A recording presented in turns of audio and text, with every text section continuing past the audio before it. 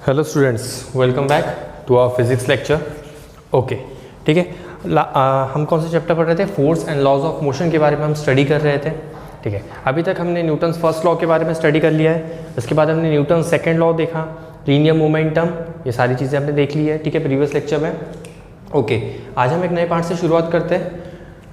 अब हम शुरू कर आते फिर से एक बार देख लेते न्यूटन सेकंड लॉ क्या था। ठीक है, न्यूटन सेकंड लॉ से फिर एक बार रिवाइज कर लेते हैं। Okay, Newton's second law, Newton second law of motion. Okay, ठीक है। What was Newton's second law of motion? That was F equals to m into a. This was the Newton's second law, that is force equals to mass into acceleration. Okay, ये Newton second law था, that is was force equals to mass into acceleration. अब हमने force Newton second law को correlate किया था, किसके साथ किया था? पर्टिकुलरली हमने मोमेंटम के साथ कोरिलेट किया था। अब देखते हैं मोमेंटम के साथ कैसा था। What was momentum? Formula of momentum, it was p equals to m into v। It was momentum, ये मोमेंटम का फॉर्मूला है, p equals to m into v, है ना, that is mass into velocity. फिर हमने इसके बाद हमने rate of change of momentum देखा था, rate of change of momentum, rate of change of momentum, rate of change of momentum में हमने फॉर्मूला क्या किया था? विद रिस्पेक्ट टू टाइम के साथ डिवाइड कर दिया था, बिकॉज हम रेट के बारे में बात कर रहे थे। With respect to time, respect to time में क्या कर दिया था? यहाँ पे भी डेल्टा एम वी रेट है, चेंज है, इसलिए delta T. So it was completely M constant, mass constant रहेगा किसी भी ऑब्जेक्ट का। ठीक है, तो हो जाएगा delta we upon delta T.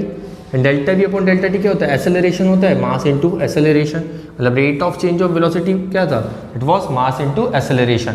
Okay, तो जब हमने देखा कि इक्वेशन फर्स्ट और इक्वेशन यहाँ पे जो हमने सेकंड डिराइव किया है, right hand side equal to left hand side equal था, force equals to rate of change of momentum. यही हमने कंक्लूड किया था कल लास्ट में, है ना, ये हमारा कंक्लूजन था, कंक्लूसिव पार्ट था लास्ट में।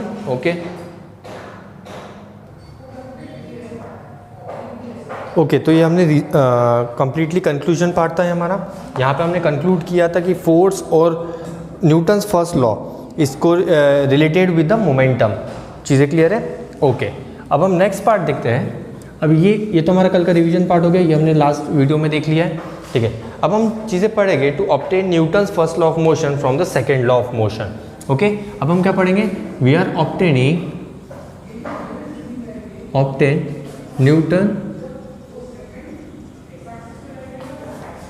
Newton's first law from the second, from the second law. Okay, ये हम अब देखने वाले हैं, that we are obtaining Newton's first law of motion from the second law of motion.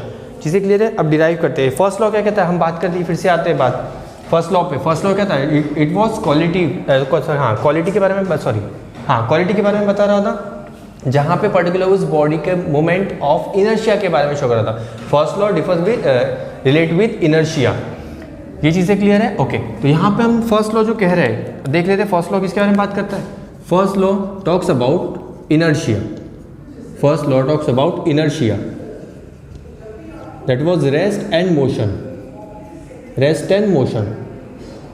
ठीक है, रेस्ट और मोशन के बारे में बात करता है फर्स्ट लॉ। ठीक है, अब हम सेकेंड लॉ देखते हैं। सेकेंड लॉ क्या था? Second law was force equals to mass into acceleration. यही था second law of motion. Second law of motion क्या था? Force into mass, force equals to mass into acceleration.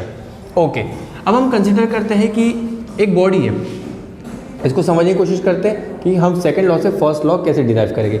ये एक बॉडी है, चीज़ें क्लियर है? अब मैं कह रहा हूँ कि इस पर मैं फोर्स जो है वो जीरो अप्लाई करो, मतलब हम फोर्स अप्लाई ही नहीं कर रहे हैं, पर्टिकुलर इस बॉडी पे फोर्स अप्लाई नहीं करेंगे हम। ठीक है, तो ये जो हमारा इक्वेशन है, सेकेंड लॉ का जो इक्वेशन है वो मॉडिफाई हो जाएगा। कैसा मॉडिफाई होगा? For this condition F equals to zero, because we are not applying any force okay on a body. So F equals to zero हो जाएगा, तो that will be zero equals to m into a. इसी तरीके से हो जाएगा, this equation will be modified in somewhat like this. Okay, अब हमें पता है कि फोर्स का जो रिजल्टेंट टाइप कंसेप्ट पढ़ा था हमने कि फोर्स की वजह से क्या होता है? शेप एंड साइज चेंज होता है, और साथ ही साथ second result was that body move करती है, बॉडी मोशन में आती है। चीज़ें क्लियर है? हम शेप एंड साइज के बारे में बात नहीं करें, because our body is rigid.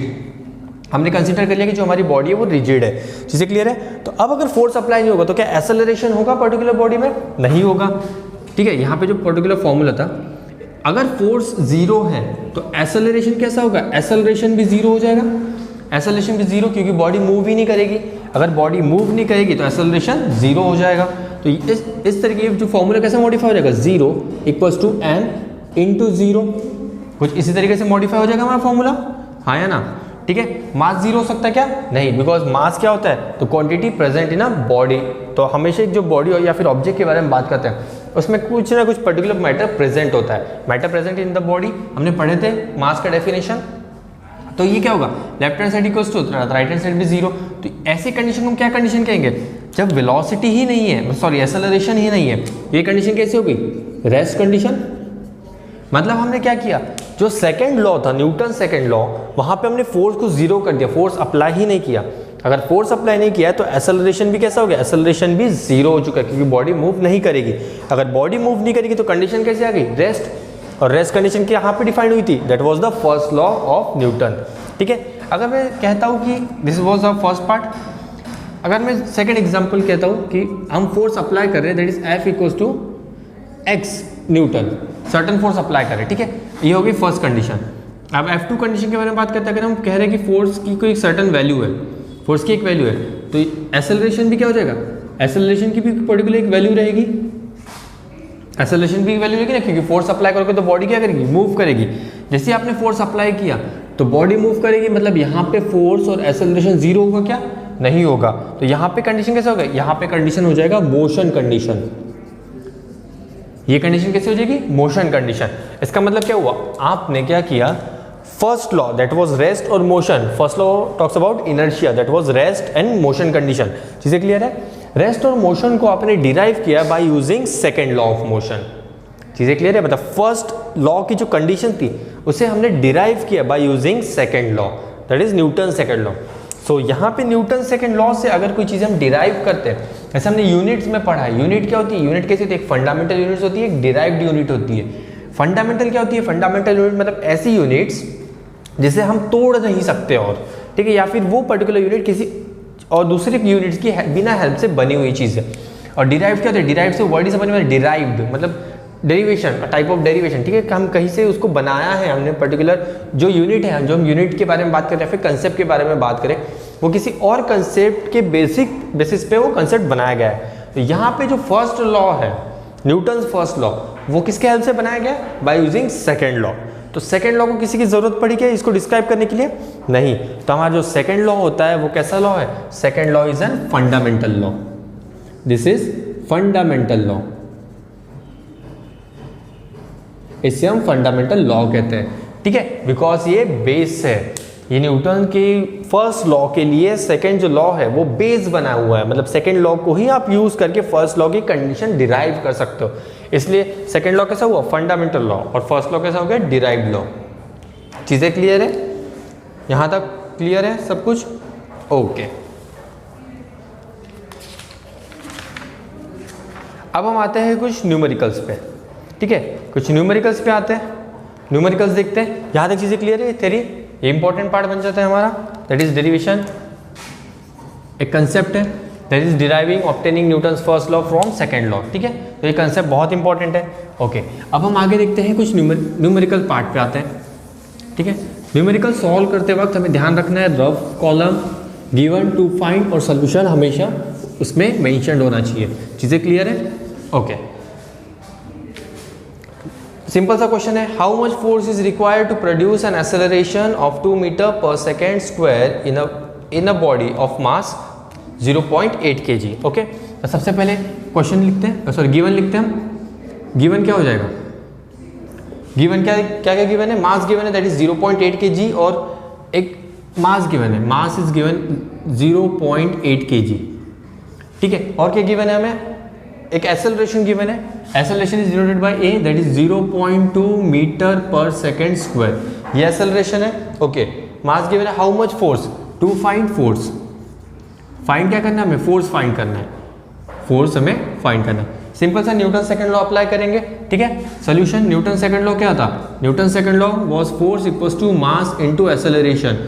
अब न्यूमेरिकल शुरू करने से पहले हम सबसे इंपॉर्टेंट रहेगा कि गिवन में इसके यूनिट्स को हमें चेक कर लेना कि सभी एसआई यूनिट या फिर CGS unit, all unit should be इधर इन एसआई यूनिट्स और all units should be in CGS unit.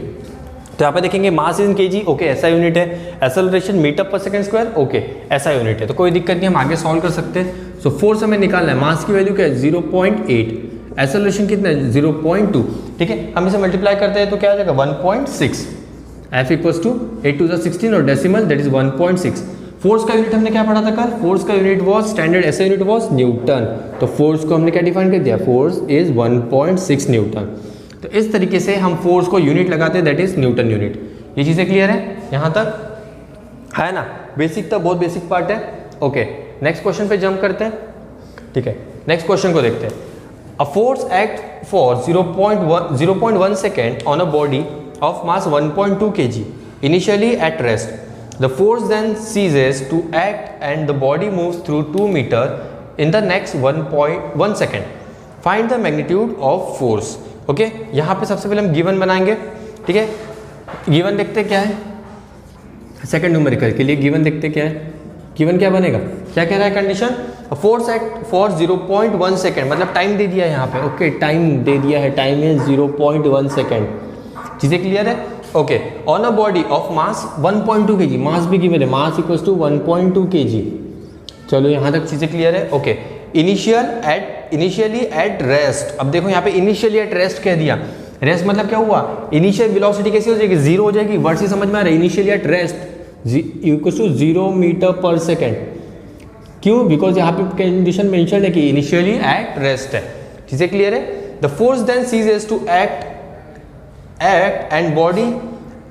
and the body moves through 2 meter in next 1 second, ठीक है, फिर पर्टिकुलर जो डिस्टेंस है वो कितना मूव करे 2 मीटर इन 1 सेकेंड, मतलब जब हम पर्टिकुलर इस बॉडी पे फोर्स अप्लाई करें तो बॉडी कितना मूव करी है 2 मीटर इन 1 सेकेंड, 1 सेकेंड के लिए 2 मीटर, मतलब इसकी वेलोसिटी बता दी उन्होंने, इनडायरेक्टली वेलोसिटी बता दी, that is 2 metre per second के साथ मूव कर रहा है। कैसे पता चला, क्योंकि उन्होंने कहा है कि फोर्स जैसे हम पर्टिकुलर फोर्स अप्लाई कर रहे हैं इस बॉडी पे, तो जो बॉडी है वो 2 मीटर मूव करे इन 1 सेकेंड, तो यही होगा 2 meter in 1 second, that is per second.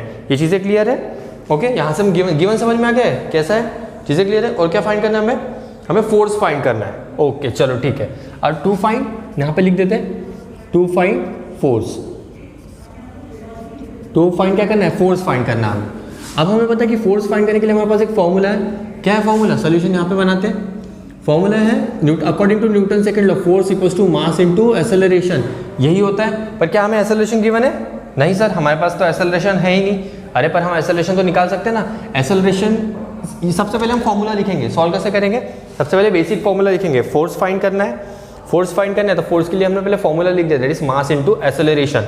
अब हमारे पास एक्सेलरेशन नहीं है तो हम एक्सेलरेशन निकालेंगे। एक्सेलरेशन क्या होता है sir, change in velocity with respect to time, आपने यही बताया था, तो यही एक्सेलरेशन होता है, that is v minus u upon t, acceleration है। ओके v की वैल्यू कितनी है 2, acceleration equals to 2 minus u कितनी है 0, ठीक है, u इज 0 और टाइम कितने गिवन है, time is 0.1 second, 0.1 second. Unit सबके सेम है, देखो सेकेंड, टाइम का यूनिट सेकेंड है, kg for weight and for distance it is metre, so ऐसा यूनिट क्लियर है।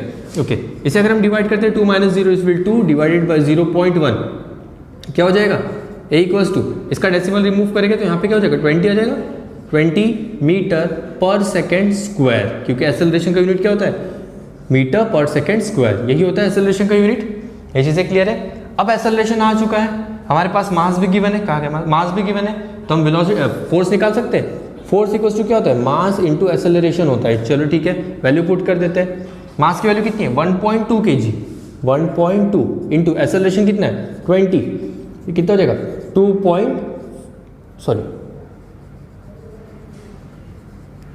इसको मल्टीप्लाई करेंगे 4 फोर्स है तो ये हो जाएगा न्यूटन, फोर्स इक्वल्स टू क्या हो जाएगा 24 न्यूटन। चीज़ें क्लियर है, समझ में आ गया। 1.2 को 20 से मल्टीप्लाई करोगे तो 24 न्यूटन मिल जाएगा। ये चीज़ें क्लियर है, इजी था न्यूमेरिकल, है ना, कोई दिक्कत। चलो आगे बढ़ते हैं, नेक्स्ट न्यूमेरिकल देखते हैं।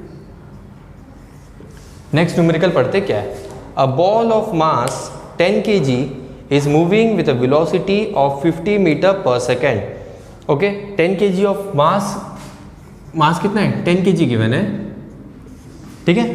Moving with a velocity 50 metre per second. On applying a constant force on a ball for 2 second, force apply करे for 2 seconds. Okay, it acquires a velocity of 70 metre per second. It acquires a velocity of 70 metre per second. Calculate initial momentum of ball. Momentum के बारे में बात हो रही है यहाँ पे, चीज़ें क्लियर है, ध्यान देना है.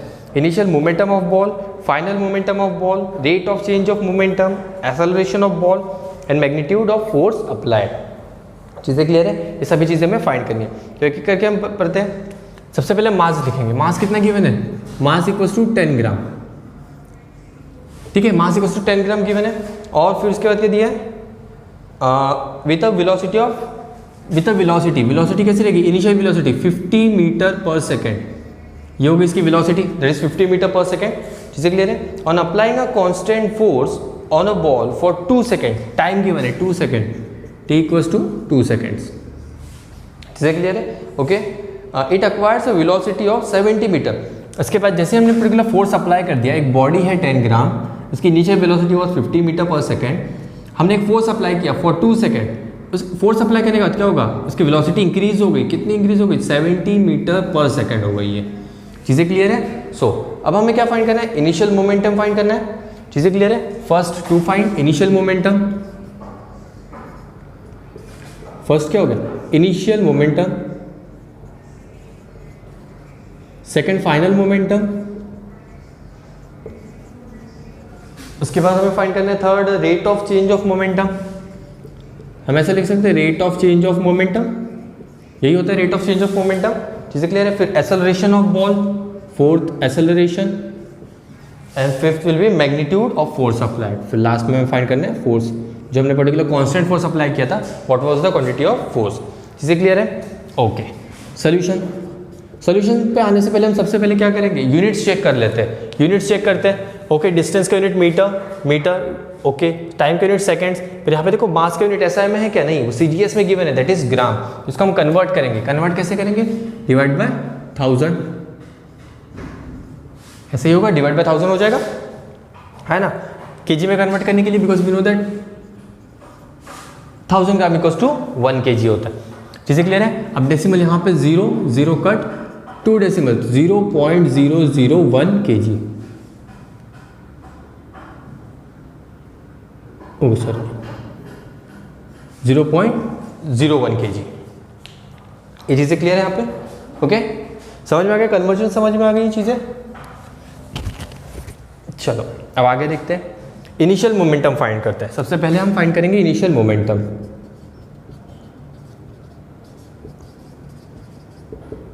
इनिशियल मोमेंटम के लिए फॉर्मूला क्या था, it was m. Formula for momentum was m into velocity. For initial momentum we will be needing initial velocity. Initial momentum के लिए हमें इनिशियल वेलोसिटी लगेगी, it will be m into u. इसी तरीके से मॉडिफाई हो जाएगा. ये हमारा बेसिक फॉर्मूला था. ये जो v है, this for velocity, not for final velocity, वो वेलोसिटी है. इनिशियल मोमेंटम के लिए हमें क्या लगेगा, इनिशियल वेलोसिटी लगेगी. ठीक है, तो p इक्वल्स टू m कितने गिवन है, 0.01 एंड इनिशियल वेलोसिटी इज 50. ये चीज़ें क्लियर है. ओके, अब इसे सॉल्व करेंगे, कितना हो जाएगा, इसको मल्टीप्लाई कर देंगे. 1 है, रिमूविंग डेसिमल, तो ये 100 हो जाएगा इंटू 50. ऐसा ही हो जाएगा. चीज़ें क्लियर है. 1/100, 51 सा 50, 52 सा, तो 1/2 मतलब कितना होता है, 1/2 इज 0.5. दैट इज, और what is the unit of particular momentum, it is kg metre per second. So this is your initial momentum. तो ये बन गया आपका initial momentum. It is clear है, 0.5. अब ऐसे हम फाइनल मोमेंटम निकालते हैं. Second final momentum. Final momentum के लिए हमें क्या यूज करना पड़ेगा, final velocity this m into v. So m is 0.01, final velocity 70. Okay, फिर से डिवीजन करेंगे, ये हो जाएगा 1/100 इंटू 70. ये चीज़ यहाँ तक समझ में आ गई है. चीज़ें क्लियर है. ओके, अब हम क्या करेंगे, 0 0 कैंसिल आउट, तो p इक्वल्स टू 7/10 डेसिमल, जैसे हम 0 नहीं मूव करेंगे तो ऊपर डेसिमल आ जाएगा, तो p will be 0.7, unit will be kg metre per second. This is your final momentum. First your initial momentum, second आपका final momentum, that is kg metre per second. Okay, अब third क्या find करना है हमें, हमने दो quantity find कर लिए. Third is rate of change of momentum. Rate of change of momentum हमें फाइंड करना है. अब हम कैसे करेंगे, final momentum minus initial momentum divided by time. यही था हमारा rate of change of momentum. Third was rate of change of momentum. इसके लिए हमें क्या करना पड़ेगा, डिवाइड, इसका फॉर्मूला कैसा हो जाएगा, change final momentum minus initial momentum upon change in time. Change in time. चीजें क्लियर है. फाइनल मोमेंटम कितना है, 0.7. Initial momentum was 0.5 and time change in time for 2 seconds. 2 second में चेंज हुआ, तो दिस विल बी 2. ये कितना हो जाएगा, 0.2 divided by 2, it will be 0.1 kg metre per second. इसी तरीके से बनेगा आपका rate of change of momentum. चीज़ें क्लियर है. Rate of change of momentum में क्या था, with respect to time. Time दिया था मैं गिवन 2 सेकेंड्स में मोमेंटम चेंज हो रहा था, तो हमने डिवाइड कर दिया 2 से. ये चीज़ें क्लियर है. ओके, अब एक्सेलरेशन और फोर्स निकालेंगे. एक्सेलरेशन के लिए, एक्सेलरेशन का फॉर्मूला क्या होता है, इजी है, सभी को पता है. ओके, क्या निकालना है, फोर्थ एक्सेलरेशन. एक्सेलरेशन निकालते हैं. Fourth is acceleration. एक्सेलरेशन क्या होता है, final velocity minus initial velocity upon time. यही होता है acceleration, final velocity minus initial velocity upon time. Okay, a equals to, final velocity कितनी है, what is the final velocity, 70, initial velocity 50 and time is given is 2 seconds. A equals to, ये हो जाएगा 20 upon 2, that is 10 meter per second square. Acceleration का unit क्या होता है, metre per second square होता है. ये चीज़ें क्लियर है. एक्सेलरेशन भी आ गया. ओके, अब हम फोर्स निकाल सकते हैं इजीली. फोर्स का फॉर्मूला क्या हो जाएगा, force equals to mass into acceleration होता है. फोर्स, मास कितना गिवन है, मास इज 0.01 kg, बिकॉज हमें kg में कंसीडर करना है. हमें यूज ध्यान देना है, जब भी हम मास का यूज करेंगे तो मास kg में लोगे, ग्राम में नहीं लेना है, क्योंकि सभी ऐसा यूनिट में है. और एक्सेलरेशन कितना है, 10. तो force will be equals to 10 से मल्टीप्लाई करेंगे तो एक डेसिमल यहाँ पर राइट हैंड साइड में शिफ्ट हो जाएगा, तो दैट विल बी 0.1 न्यूटन. तो ये हो गया आपका पर्टिकुलरली थर्ड न्यूमेरिकल. यहाँ पे हमने सभी कंसेप्ट ऑलमोस्ट कवर कर लिए कि मोमेंटम कैसे निकाला जाता है. वो इनिशियल मोमेंटम के लिए आपको इनिशियल वेलोसिटी लगेगी, चीज़ें ठीक है, जो हमने निकाल लिया. इनिशियल मोमेंटम आ गया, जैसे हम दे देते आए मोमेंटम, इनिशियल मोमेंटम, ये हमारी हो गई फाइनल मोमेंटम. चीज़ें क्लियर है. ओके, इनिशियल मोमेंटम के लिए इनिशियल वेलोसिटी, फाइनल मोमेंटम के लिए फाइनल वेलोसिटी. उसका rate of change of momentum क्या होता है, final momentum minus initial momentum upon time. तो डिवाइड बाय टाइम कर दिया, हमें टाइम इंटरवल गिवन था 2 सेकेंड्स. ठीक है, उसके बाद एक्सेलरेशन निकाले. एक्सेलरेशन क्या होता है, final velocity minus initial velocity upon time. तो हमने एक्सेलरेशन निकाल लिया. और फोर्स क्या होता है, मास इनटू एक्सेलरेशन. मास हमें गिवन था, मास हमने कन्वर्ट किया. यहाँ पे ध्यान देना है कि मास हमने कन्वर्ट किया 10 ग्राम से kg में कन्वर्ट किया, बिकॉज सभी यूनिट्स कैसे SI यूनिट्स है, तो वेट भी कैसा होना चाहिए, SI में होना चाहिए. ठीक है, SI यूनिट में, तो वो हो जाएगा kg and you will wait in the force, that is mass into acceleration. Okay, चीज़ें क्लियर है यहाँ तक. Okay, thank you.